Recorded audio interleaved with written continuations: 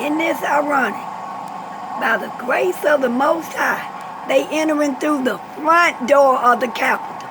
Not the side door, not the back door, but the front door of the Capitol.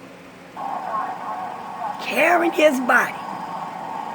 In the 50s, 40s, 30s, 40s, 50s, and 60s, you couldn't do that.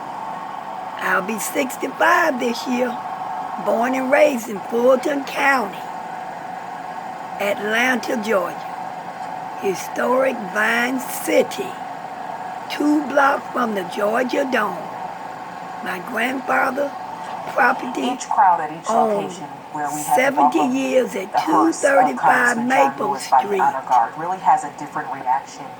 Atlanta, Georgia, 30314. My grandmother's home church, Historic Cosmopolitan AME Church, 170 Vine Street Northwest, 30314, where the present pastor is Senior Pastor Debbie Grant Scotland. So much of this has been about my grandfather owned his property 70 years. When June of 1968, the Jim Crow City of Atlanta came and told us we had to move.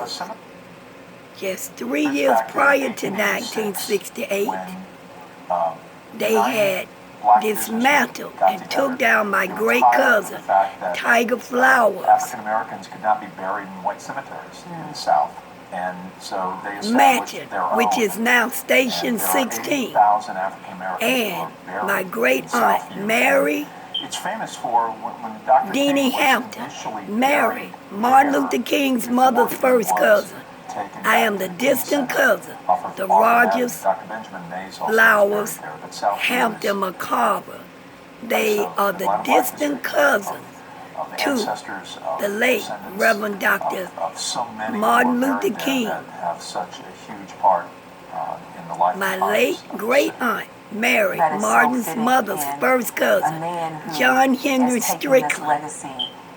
I was told this information going into my 21st year, 1976, the summer of 1976. I think it was July of 1976.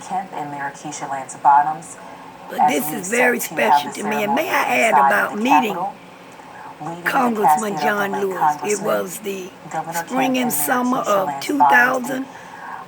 And he was coming out of Dr. Walter Young's office. I was shocked. I wanted to run over and shake his hand and take a picture. I couldn't move. Let me tell you how humble a man he was. He just bowed his head and gave me a salute. And I bowed my head and gave him a salute back. And we smiled at each other. That was so touching. I got home and told my family, my twin Gabriel, well, how come you couldn't get his picture? I said I couldn't. I was just frozen in time.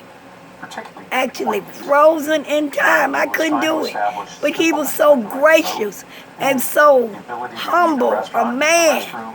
We just met face to face from across the street at where now his office is still there. Dr. Walter Young, Dennis Walter Young. He fought for in his life. Promise of what America was, but wasn't delivered.